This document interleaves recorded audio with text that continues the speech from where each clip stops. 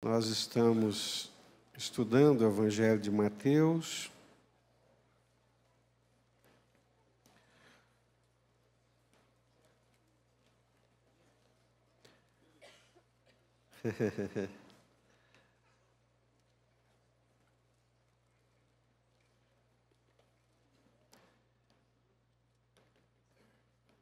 Glória a Deus. Evangelho de Mateus, capítulo 5, a partir do versículo 1.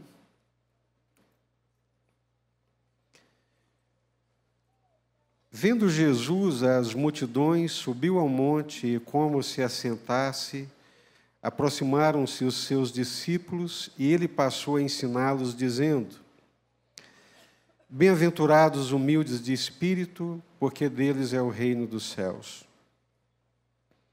Bem-aventurados que choram, porque serão consolados.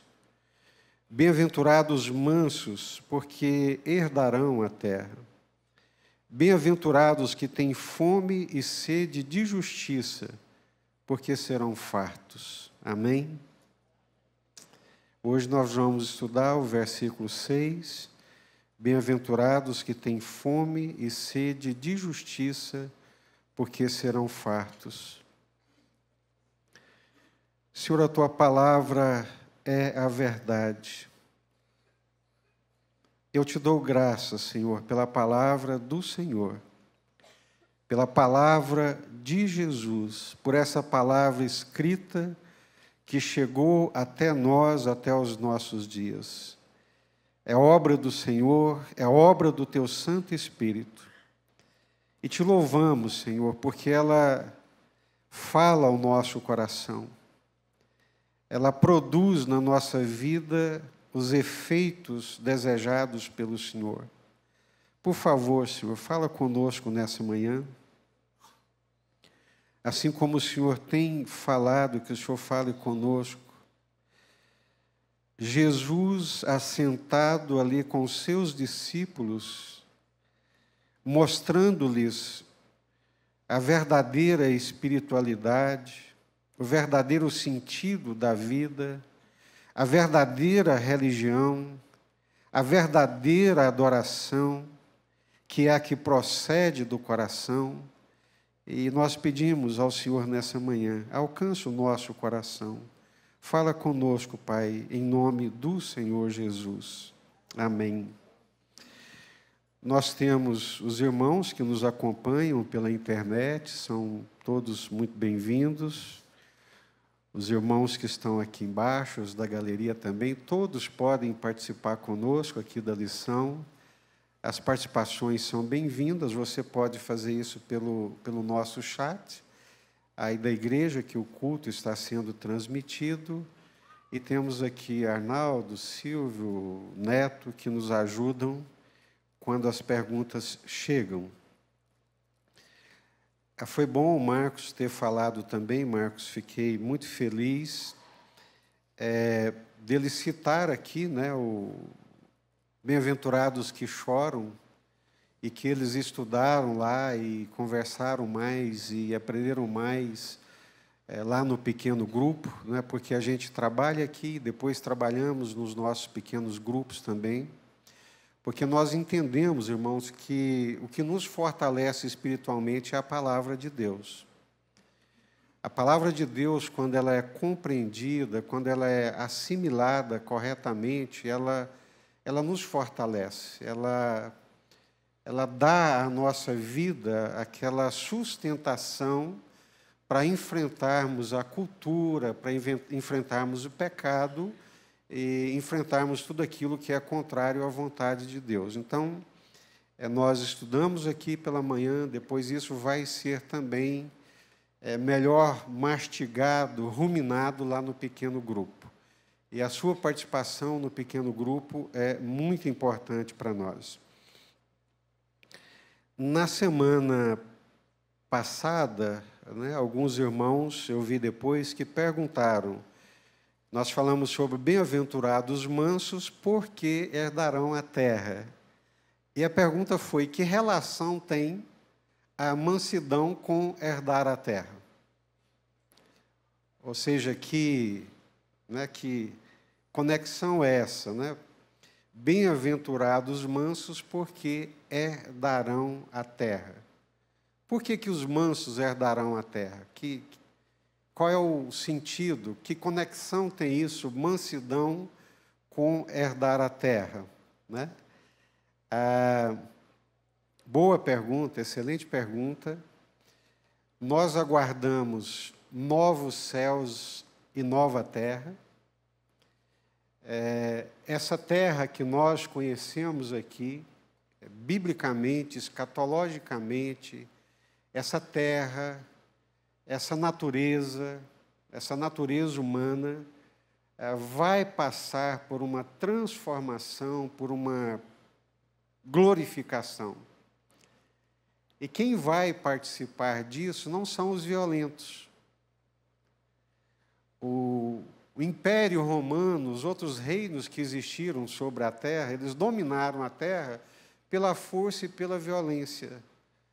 Nesse novo céu, nessa nova terra, lá não vai ter violência, não vai ser o mais forte, não vai ser o mais bruto, não vai ser o mais rico, não vai ser o mais poderoso que vai herdá-la, que vai participar dela, mas são exatamente aqueles que têm o coração em Deus, o coração em Jesus, e que passaram por um novo nascimento e por uma transformação real e verdadeira. Amém?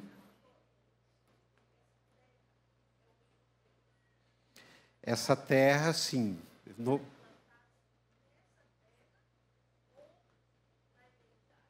Isso. Isso. Aham. Isso, é isso mesmo. Só que vai ser...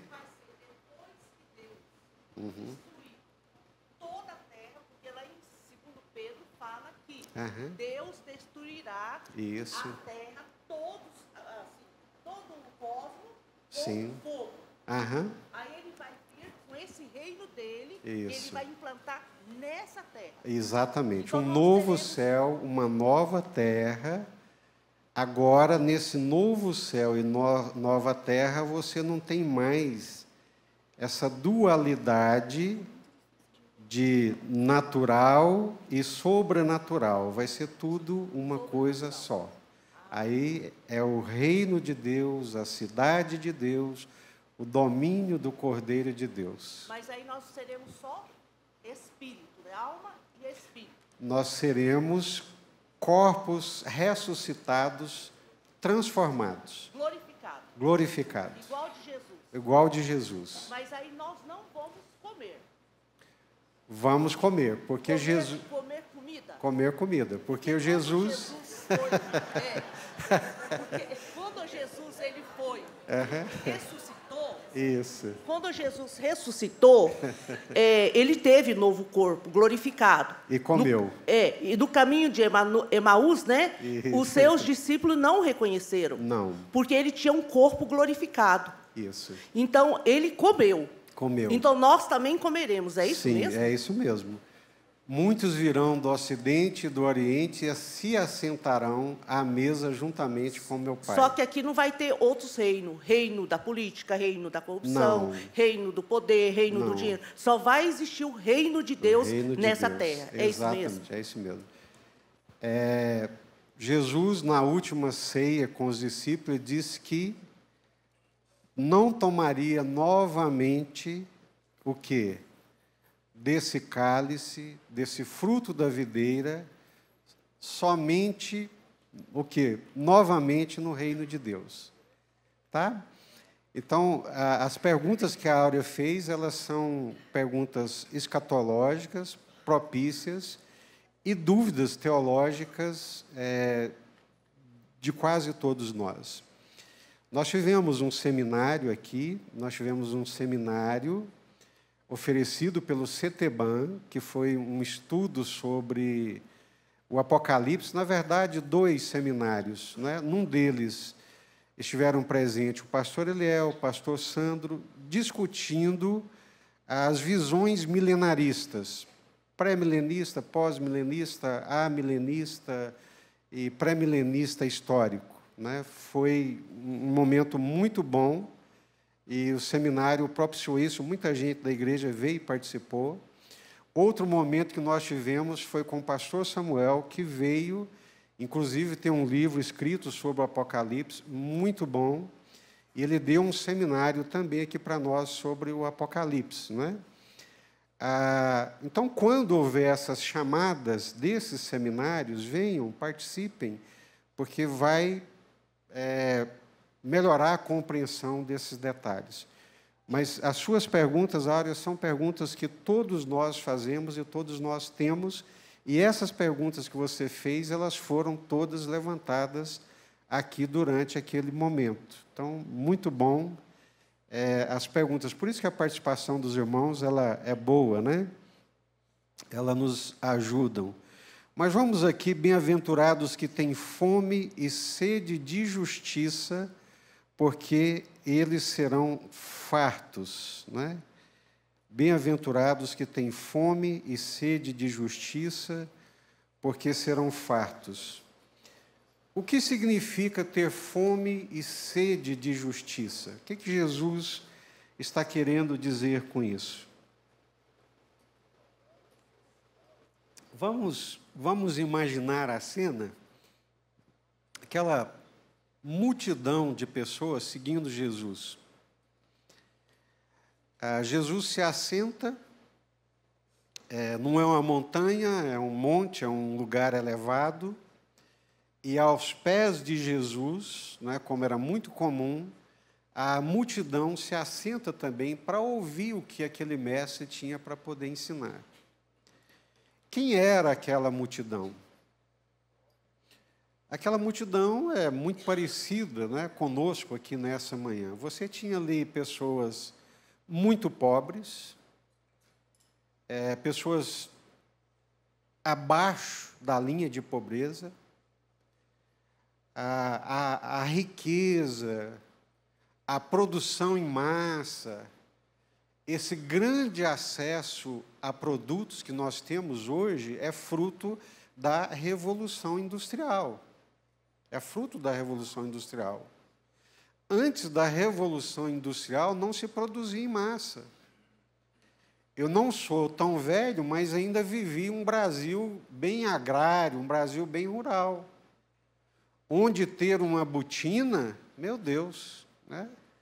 Eu me lembro de pessoas que tinham um par de botina só, ia para aquelas festas religiosas, levava a botina debaixo do braço, chegava lá com muita dificuldade, enfiava a botina, participava da festa, terminava a festa, tirava a botina, punha debaixo do braço, ia para casa, porque não tinha acesso.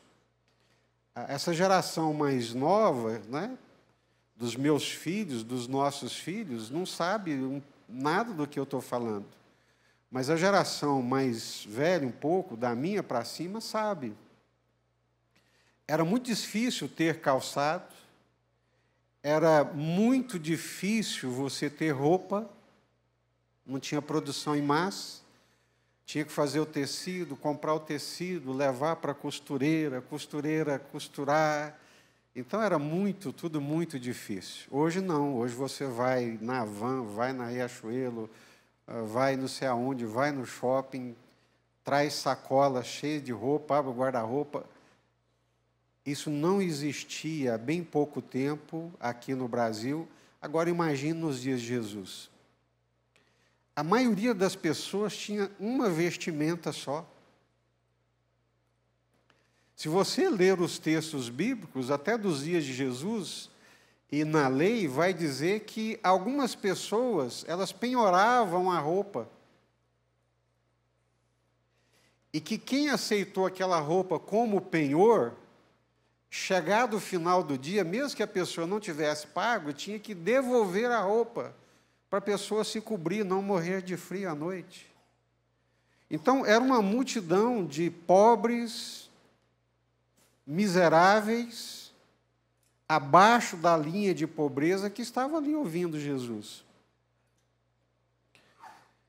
Eu sou capaz de dizer para vocês que não tinha ninguém da elite ali ouvindo Jesus. Não tinha ninguém rico. ali aos pés de Jesus. Só tinha pobres, muitos pobres, com uma roupa só, e que faziam uma refeição só por dia.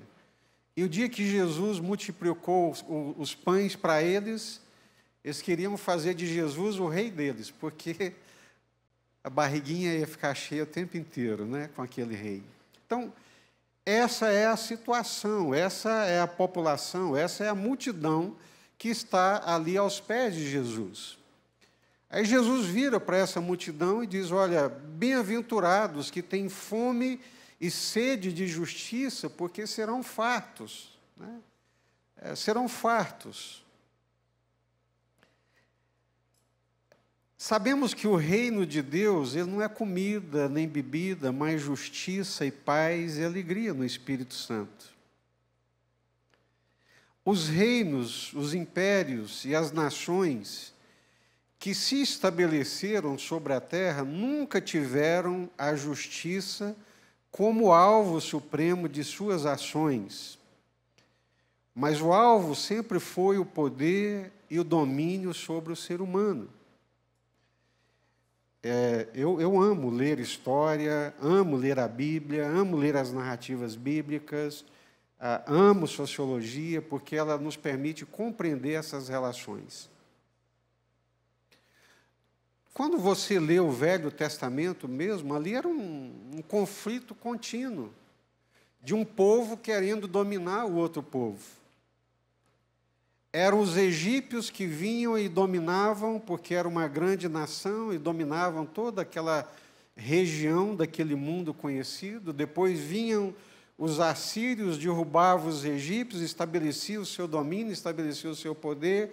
Aí depois vinham os babilônios e assim por diante, aquelas brigas entre os reis de Israel, até Israel e Judá, que brigavam ali, um querendo dominar sobre o outro.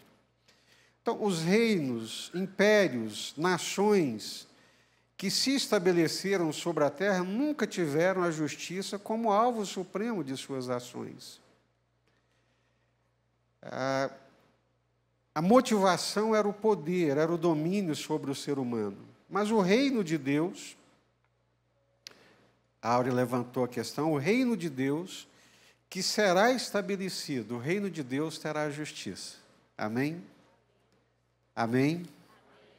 O reino de Deus terá justiça, verdade e a paz como fundamento. Preste atenção. Não é possível ter paz se não tiver justiça. É impossível ter paz. Como é que pode ser pensado paz sem justiça? Não tem como. Quem é injustiçado, quem é usurpado, quem é vilipendiado, quem é oprimido, ele não tem paz. Então, o reino de Deus será um reino de paz, porque terá justiça. Terá justiça e terá verdade. O reino de Deus será estabelecido, terá justiça, a verdade e a paz serão o fundamento do reino de Deus. Amém? Por isso, quando Jesus nos ensina a oração do Pai Nosso, como que é a oração do Pai Nosso?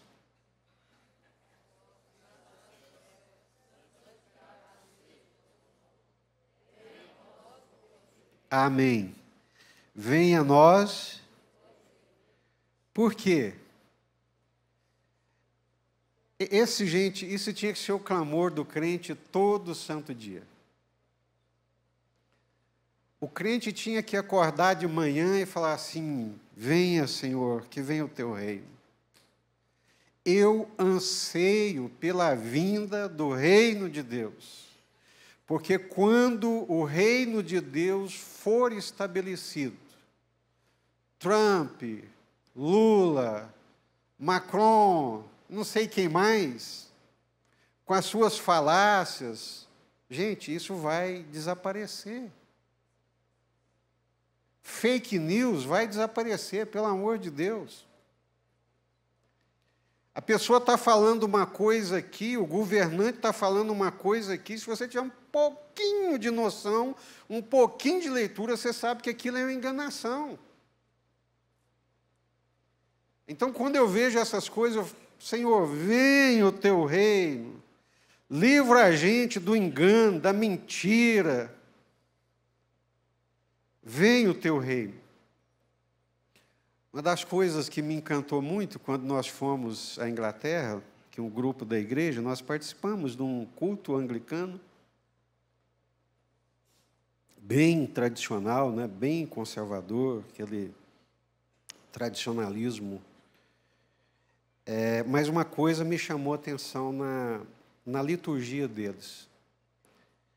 A cada pausa de uma transição de uma liturgia para outra, tinha a expressão, que venha o teu reino.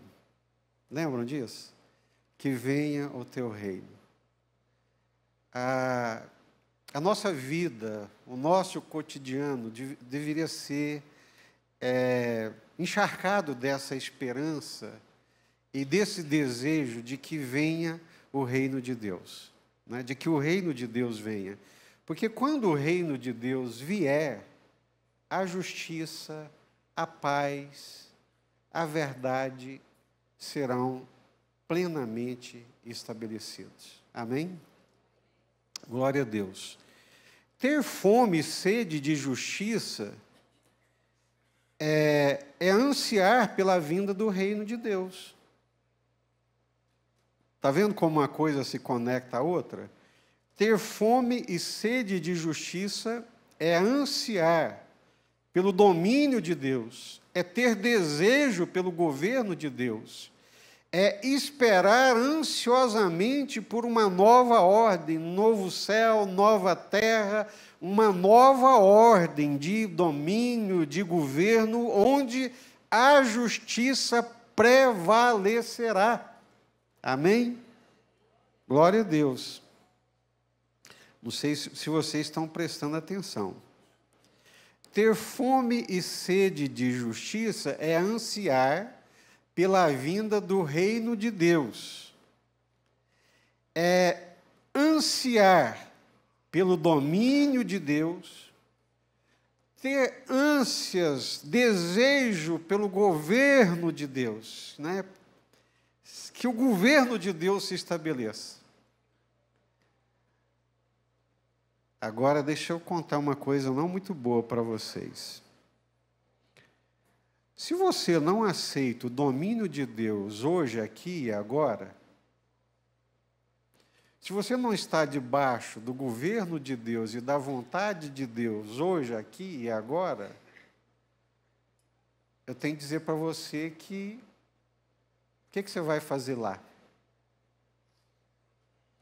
Se você não ama a vontade de Deus, não ama o governo de Deus, não ama o domínio de Deus, não se sujeita à vontade de Deus, ao domínio de Deus aqui e agora, não é lá, não é quando esse reino for estabelecido, que você vai amar e vai se apaixonar. Então, isso começa aqui, por isso que Jesus disse, o reino de Deus é chegado até vós. Nesse momento, Jesus disse, o reino de Deus, ele não tem uma vista aparente, o reino de Deus está dentro de vós. O reino de Deus já está aqui. Jesus é o reino de Deus, Jesus é a inauguração do reino de Deus, e esse reino de Deus hoje, ele já está dentro de nós.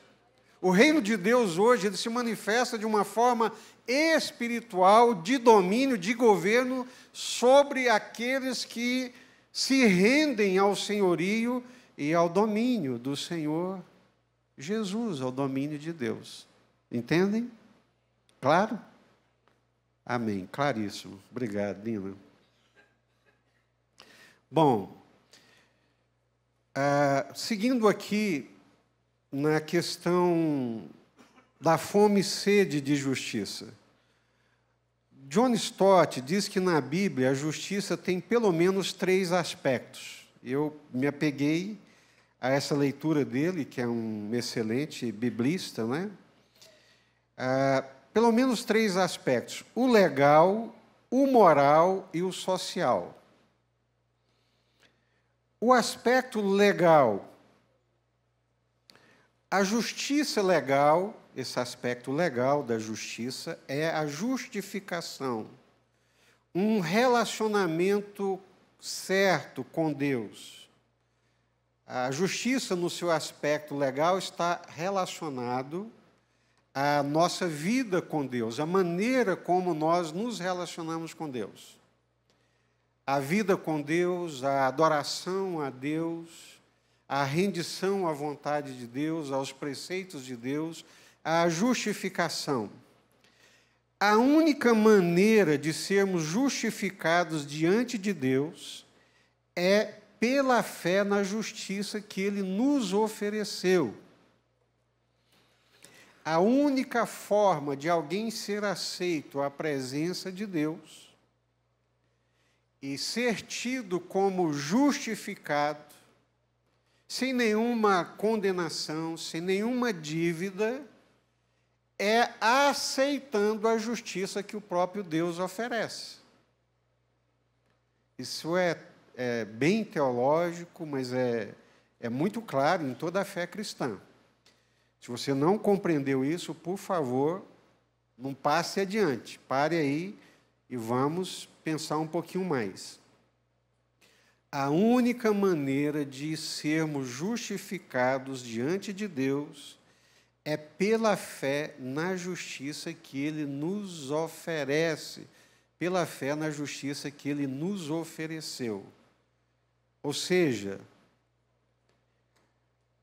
só podemos ser justos, justificados diante de Deus, mediante, por meio da graça ou da dádiva que o próprio Deus oferece, que é o Senhor Jesus. Amém? Claro.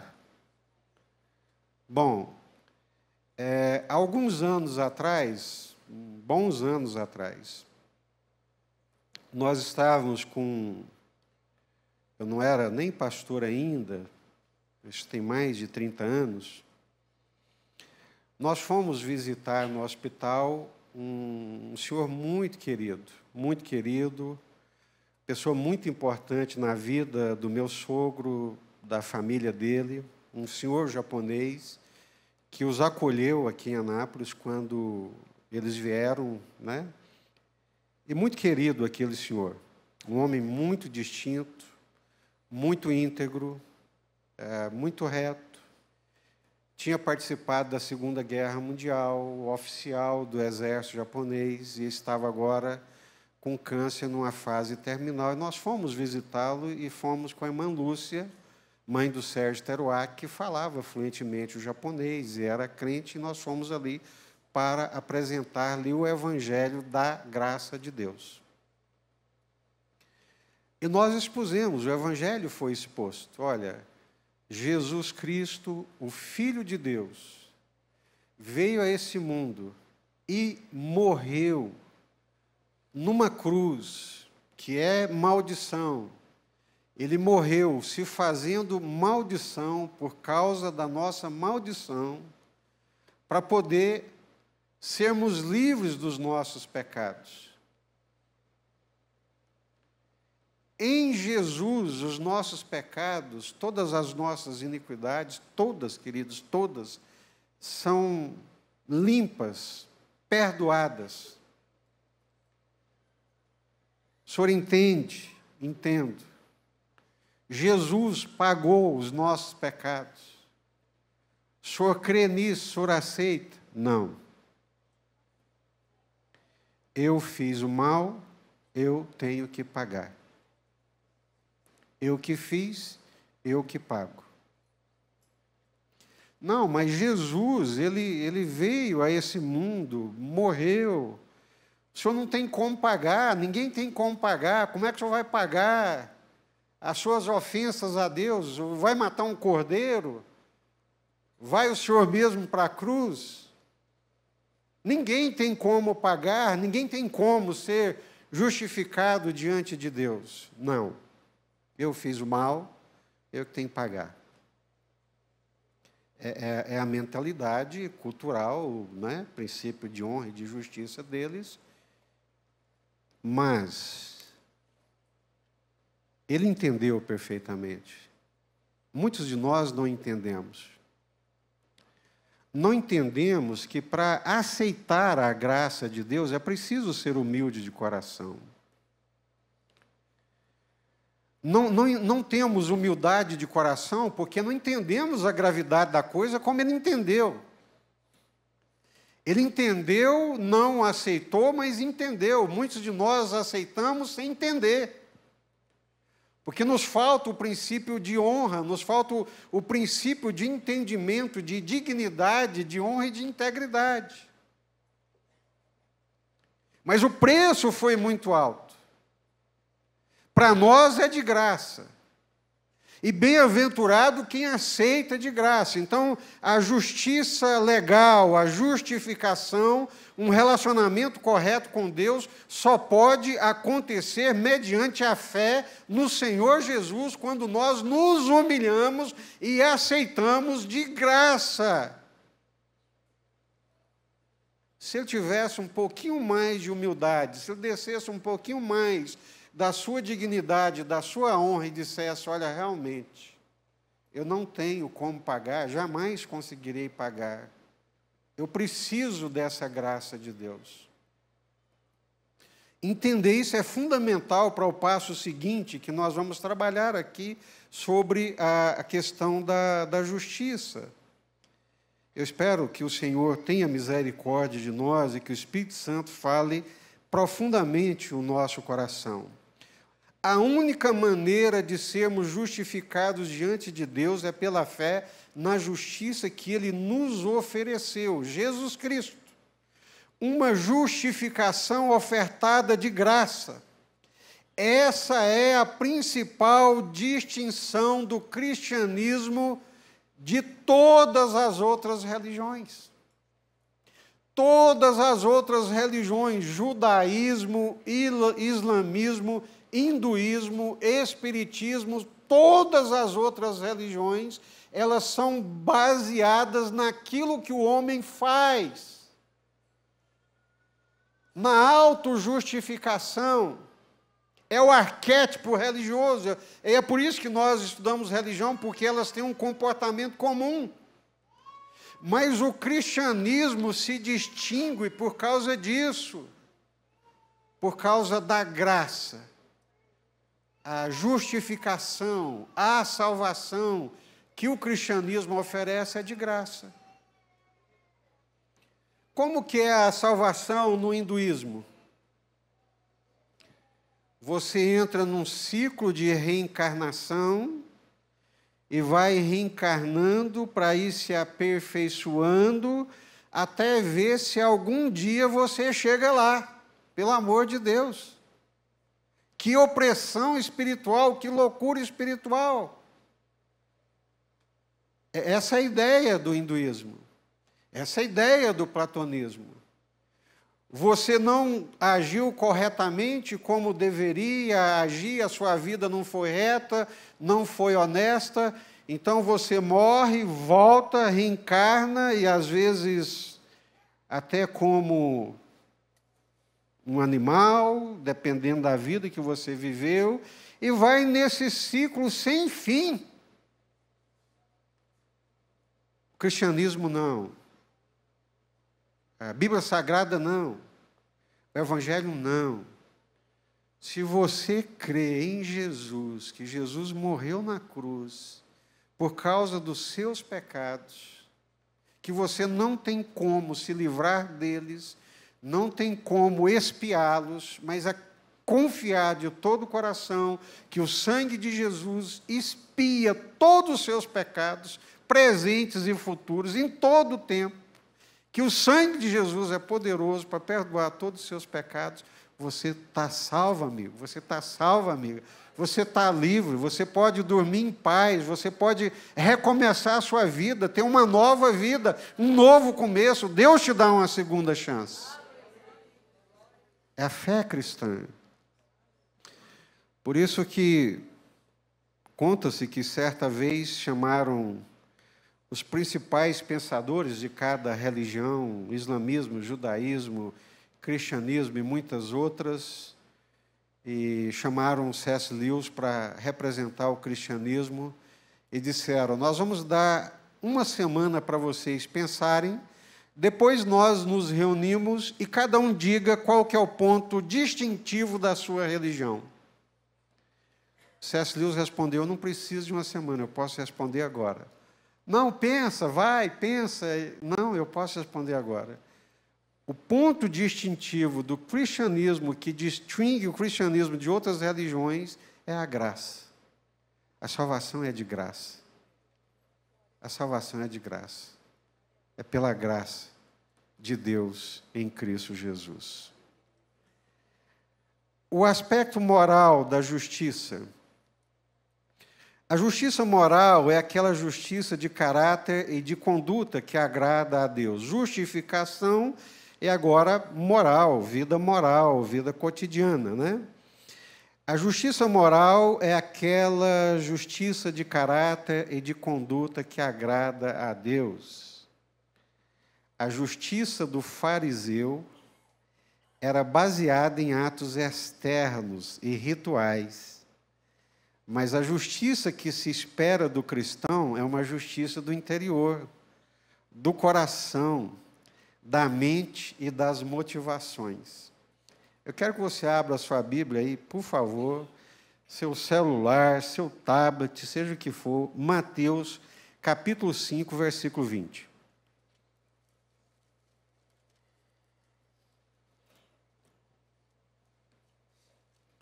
Mateus capítulo 5, versículo 20. Achou? O que está escrito aí?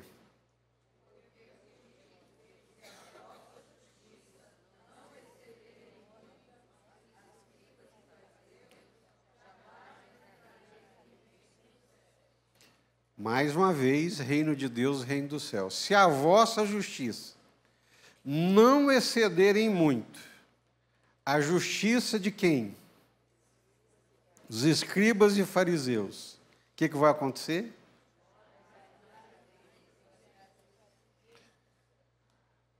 Quando você lê, você entende?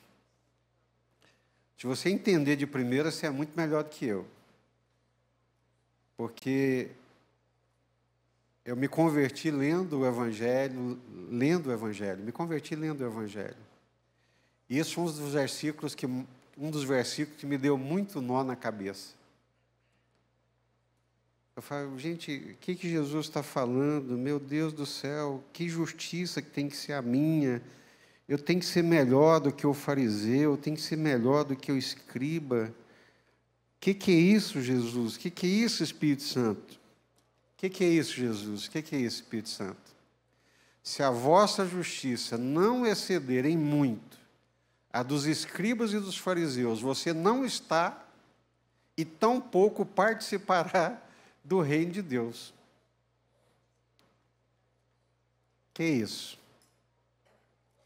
O que Jesus está dizendo? Preste atenção. Espera-se do cristão não apenas atos religiosos como vir à igreja, dar o dízimo, fazer orações, jejuar. Essa justiça era praticada amplamente pelos fariseus. O que se espera do cristão é muito além dessas coisas que são boas e que devem ser praticadas. O que se espera do cristão genuíno é um coração puro, uma mente pura e motivações puras. O que se espera de um cristão é bondade, misericórdia, compaixão, humildade, perdão e arrependimento, frutos dignos do arrependimento. Amém? O Espírito Santo iluminou, gente, a minha mente. Eu tenho que confessar para vocês que foi uma iluminação do Espírito Santo. Eu já falei para vocês que eu não consegui entender, por que muitos crentes, eles eram assim, crentes fervorosos, ativos, participantes ativos da igreja, oravam, jejuavam, mas quando eu percebia algumas falas, eu percebia maldade nas falas.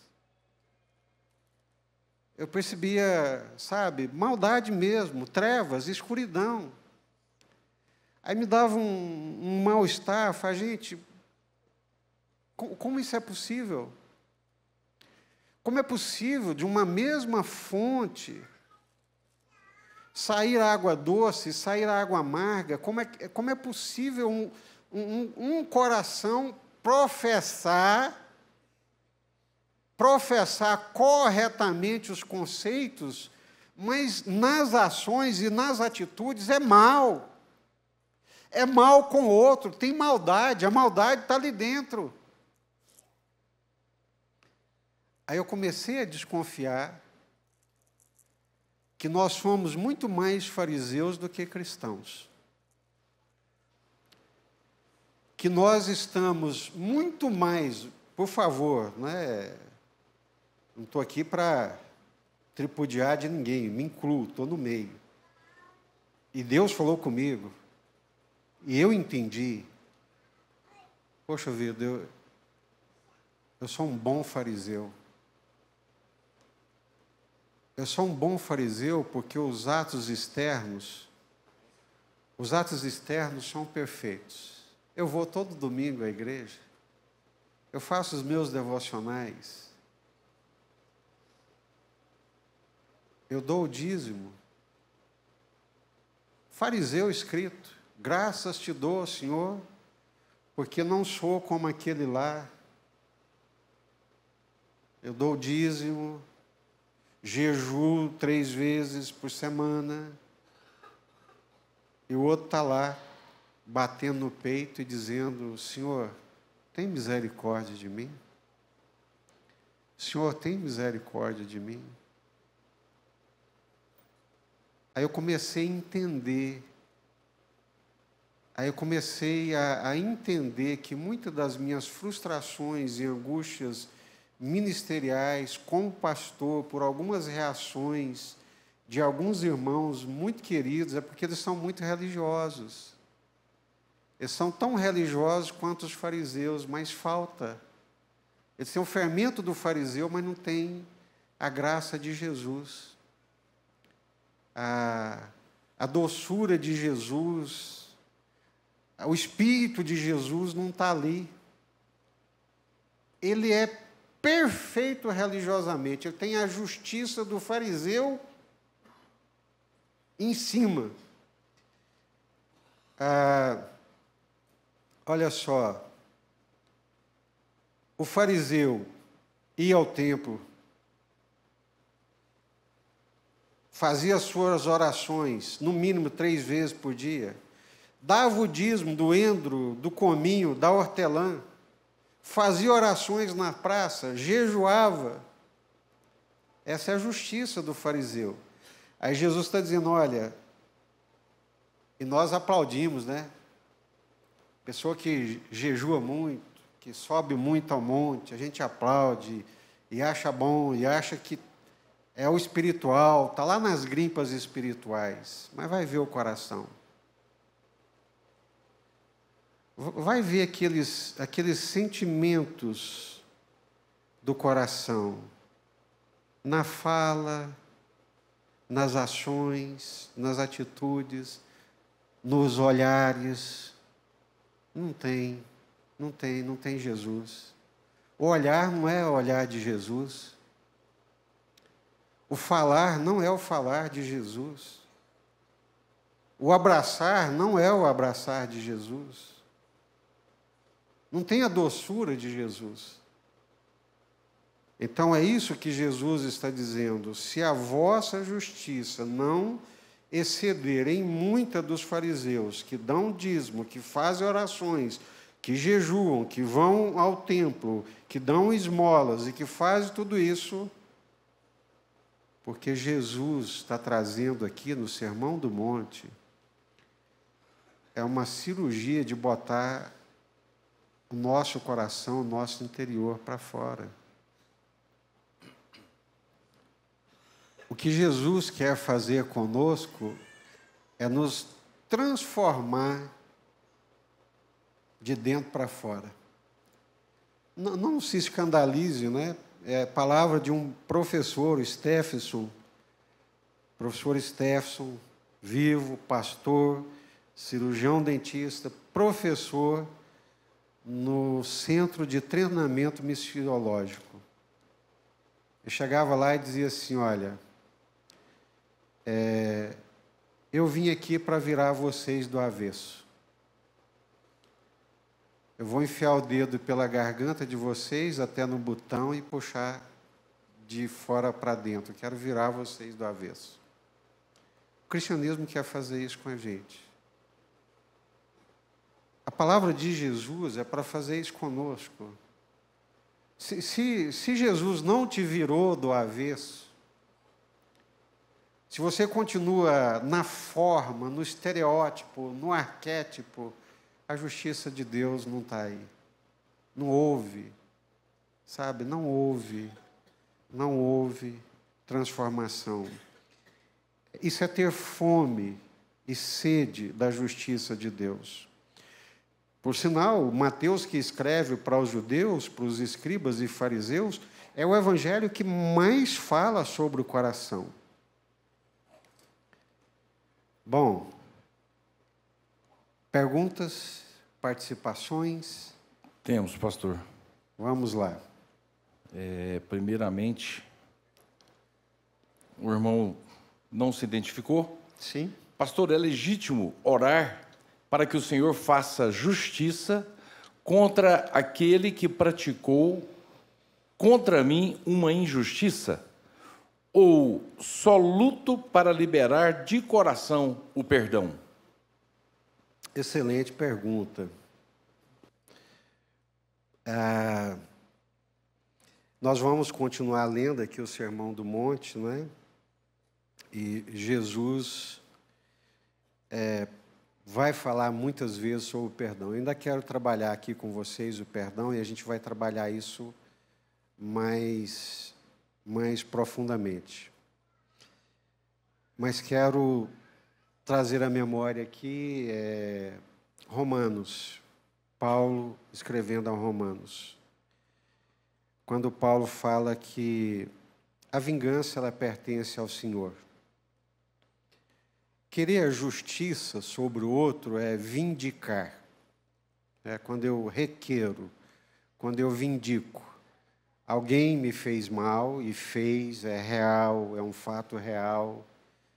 E subtraiu o meu direito, usurpou o meu direito, me humilhou, me maltratou.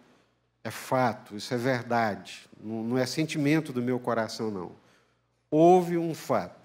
Meu direito foi vilipendiado, a minha justiça ela foi usurpada. Isso me machucou, isso me destruiu. O que eu faço? Paulo está dizendo, a vindicação, o requerer, a justiça, o vindicar, isso pertence ao Senhor. A vingança pertence ao Senhor, o vindicar pertence ao Senhor, o justo juiz é o Senhor. Tá? É o que está escrito na palavra. Às vezes, eu tenho vontade de fazer uma oração imprecatória. Às vezes eu tenho vontade de fazer igual o Salmo 137. Senhor, bem-aventurado aqueles que pegar os filhos dele e arrebentar a cabeça deles nas pedras. Falando dos babilônios, né? Mas, quando eu digo eu tenho vontade, eu estou dizendo nós, né? Não eu pessoalmente. Não sou tão mal assim, não. Não sou tão mal quanto o pastor Josué, né? O pastor Josué chega e diz, eu sou mal, né? E o Juninho fica olhando para ele e fala, coitado, não sabe o que é maldade, né? Mal é o Juninho.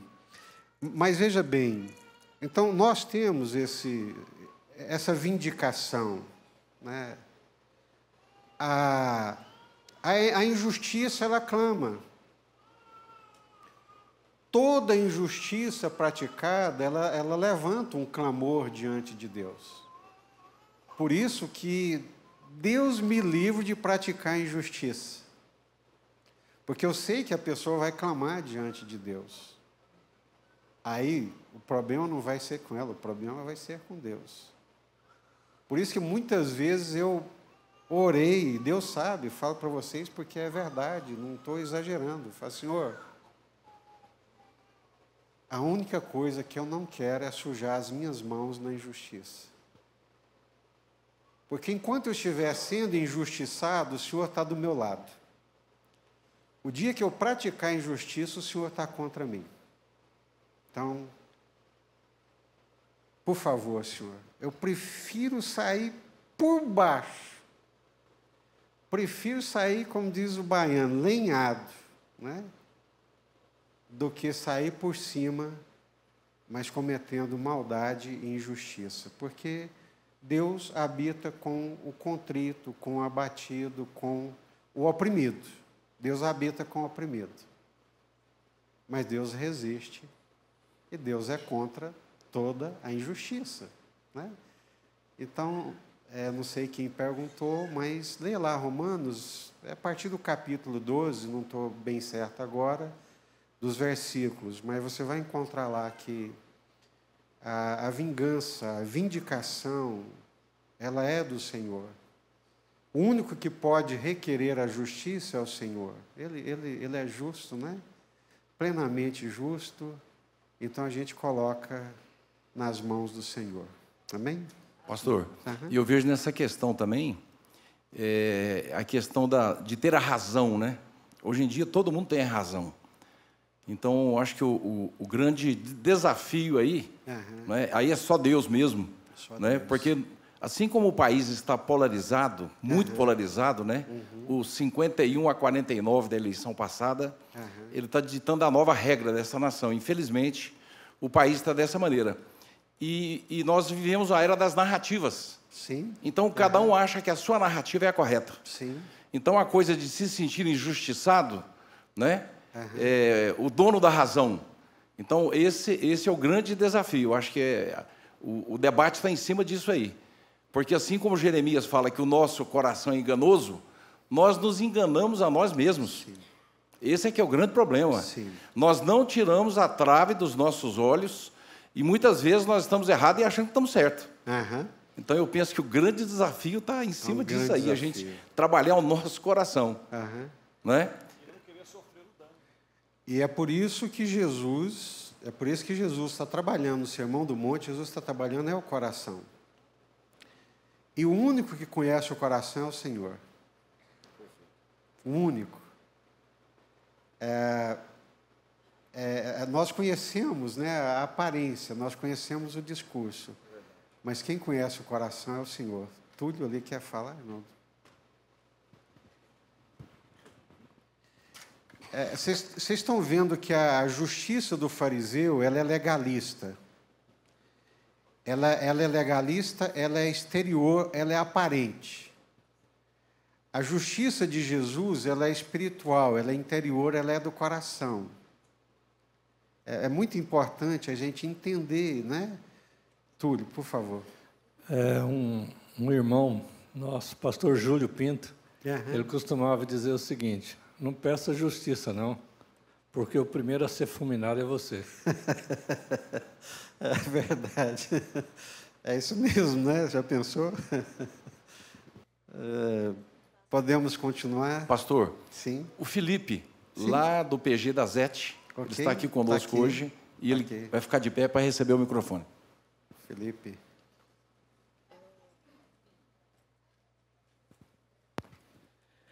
Bom, pastor, surgiu uma dúvida do seguinte. O senhor disse que o Sermão do Monte ele está falando sobre o reino dos céus, né? Isso. Mas nós somos embaixadores do reino aqui na Terra e isso exige da gente uma certa conduta, certo? Perfeito. Eu vejo que ao longo da história da humanidade, os direitos e as conquistas, eles não foram conquistados por favor, muito bom dia e obrigado. Então, as guerras de independência, o direito das mulheres, a abolição da escravidão, tudo isso veio, o direito dos trabalhadores veio com luta ou, no mínimo, uma greve.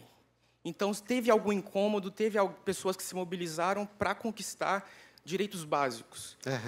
E isso me leva a perguntar como que o cristão ele consegue lutar por justiça e ainda assim ser manso. Isso. Martin Luther King. Você conhece, né? A história, né? A revolução sem violência.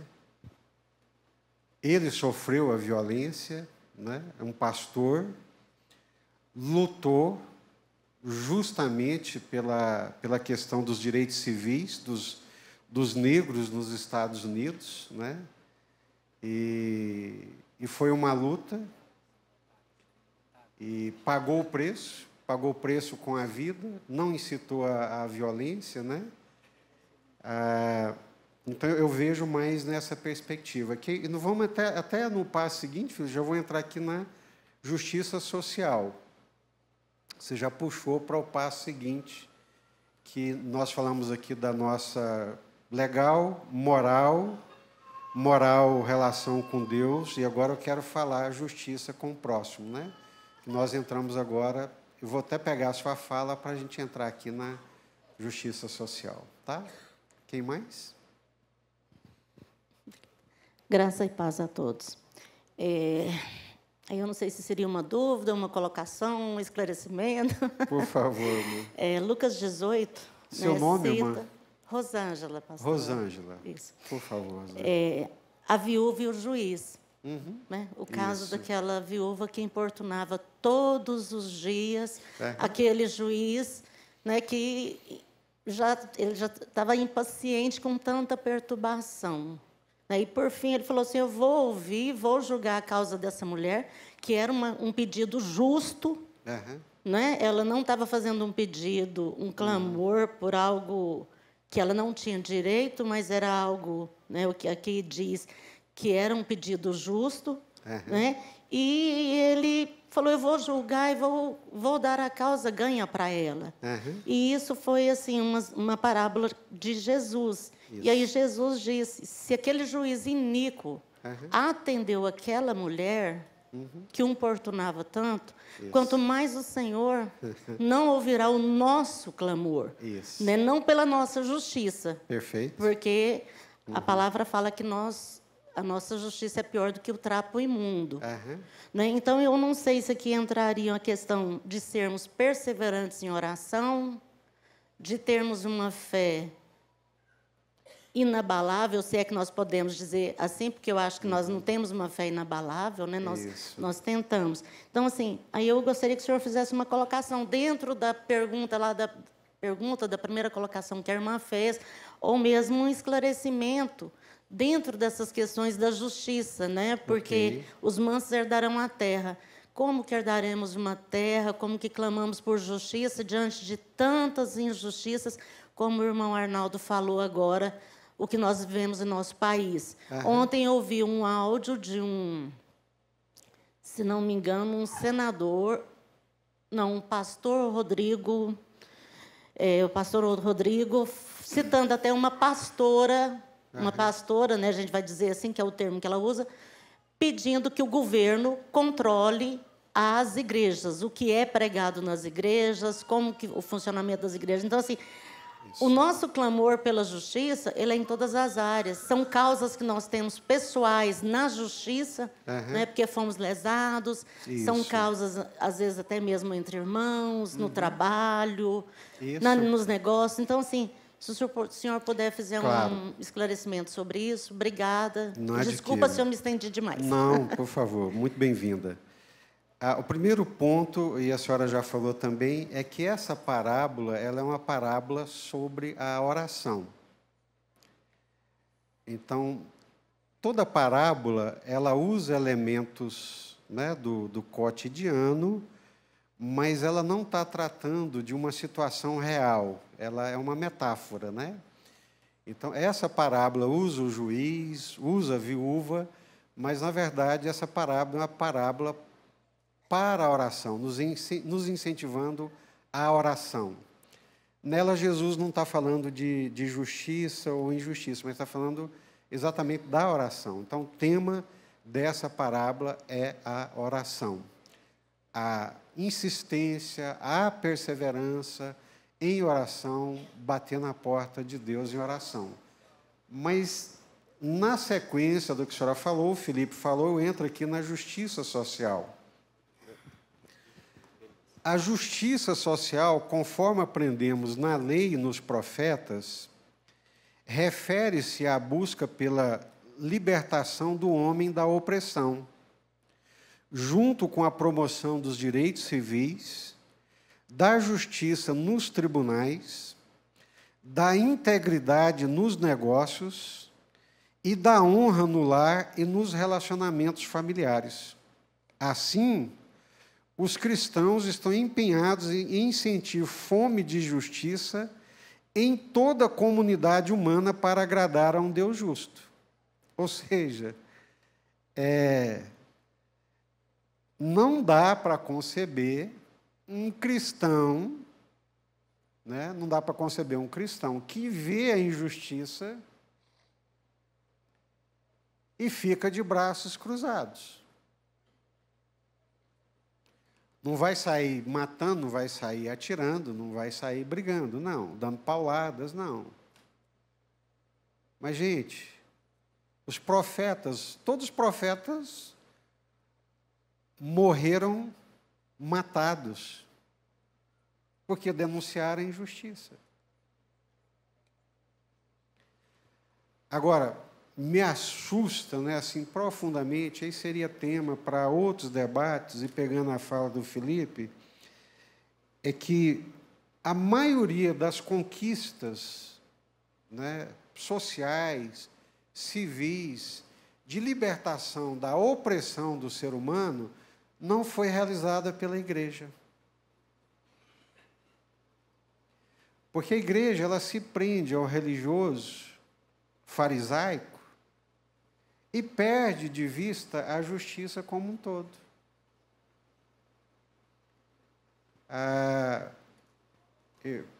Para mim, pessoalmente, é um absurdo. Né? Isso é eles lá, é a sociedade deles, é a vida deles lá. Mas, para mim, é um absurdo. Quando você lê o livro Philip Yancey, Alma Sobrevivente, a minha alma sobreviveu apesar da igreja. Ele diz que dava um nó na cabeça dele o racismo dentro da igreja da Geórgia, que é sul dos Estados Unidos. A maneira como os negros eram tratados, a maneira como os negros eram zombados pela liderança da igreja. Assusta saber que boa parte da Ku Klux Klan, que é o pessoal que punha aquela coisa na cabeça, né, para matar os negros, eram diáconos, pastores, presbíteros das igrejas. Tem lógica um negócio desse?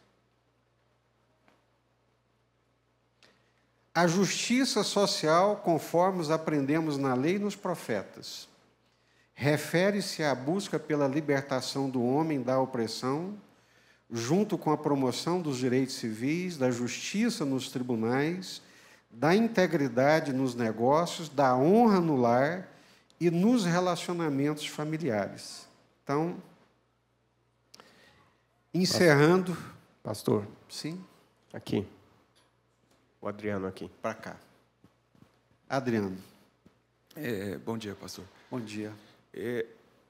O senhor falou aí sobre a questão da religiosidade, do farisaísmo, né? Uhum. Podemos dizer que religiosidade é tudo aquilo que o homem faz a qualquer custo, a todo custo, para alcançar Deus. Sim. E o cristianismo é tudo aquilo que Deus fez e faz para alcançar o ser humano sem custos. Uhum. E que o mundo atual ele é meritocrata. Perfeito. Nós somos condicionados, fomos e somos condicionados a merecer, buscar, fazer por ter, merecer, obter. Sendo assim, o cristianismo ele é totalmente contra a cultura. Perfeitamente. Ele vai contra tudo aquilo que nós somos e as gerações antes de nós e após nós serão condicionadas. Tudo que somos e admiramos. Isso. Então, ele é totalmente contra a cultura. Contra a cultura. Será por isso a dificuldade em aceitar o cristianismo? Será por isso que o farisaísmo, que é essa impregnação da meritocracia para obter de Deus o próprio Deus, ou benefícios de Deus, faz com que deturpe essa premissa principal de que a salvação não precisa de nada além de Cristo? Será que é isso que faz o farisaísmo acrescentar um monte de coisas além de Cristo para a salvação? Sim. É o orgulho humano, a autonomia humana. E quando nós falamos render-se a Deus, né? Render-se a Deus é principalmente aceitar a proposta de Deus e o projeto de Deus, que o nosso orgulho humano não aceita e não quer aceitar. Muito bom, Adriano, é isso mesmo. Acho que foi no cerne da questão, né? A meritocracia, o arquétipo religioso, que é presente em todas as religiões, inclusive no cristianismo, né? São 2000 anos de história para a gente perceber isso, né? Mas é isso mesmo. Gente, eu quero encerrar, amém? Vou encerrar com Mateus 6,33. Buscai, pois, em primeiro lugar o seu reino e a sua justiça, e todas essas coisas vos serão acrescentadas. Onde houver injustiça, o cristão tem que se posicionar. Adriano falou sobre a questão da cultura, né? Tem aspectos culturais, gente, que são demoníacos. Eles são demoníacos, eles não são do reino de Deus. Tem alguns aspectos que nós cristianizamos que eles são demoníacos, eles não são de Deus, não. O Jesus dos evangelhos, né?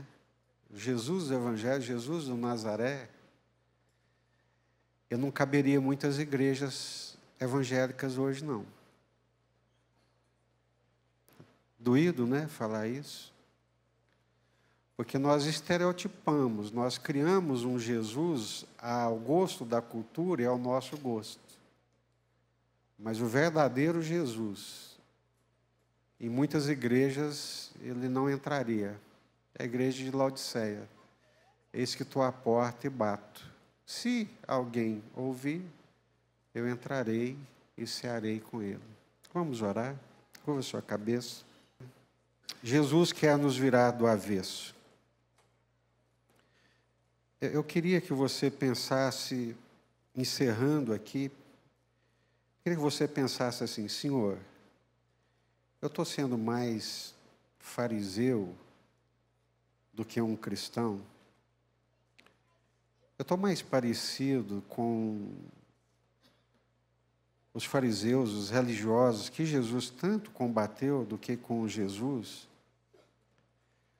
O meu espírito é o do fariseu e não o de Jesus? Às vezes eu me pego e dou graças a Deus por isso.